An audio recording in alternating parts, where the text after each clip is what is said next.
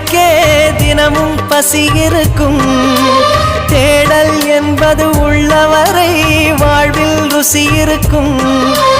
பாடல் போல தேடல் கூட ஒரு சுகமே.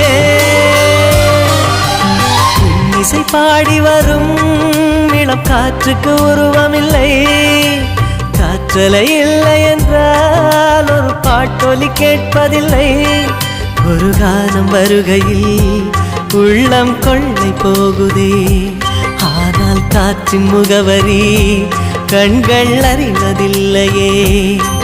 இந்த வாழ்க்கையே ஒரு தேடல் தான். அதை தேடி தேடி தேடும் மனது தொலைகிறதே. இசை பாடி வரும் இளம் காற்றுக்கு உருவமில்லை. காற்றலை இல்லை என்றால் ஒரு பாட்டொலி கேட்பதில்லை.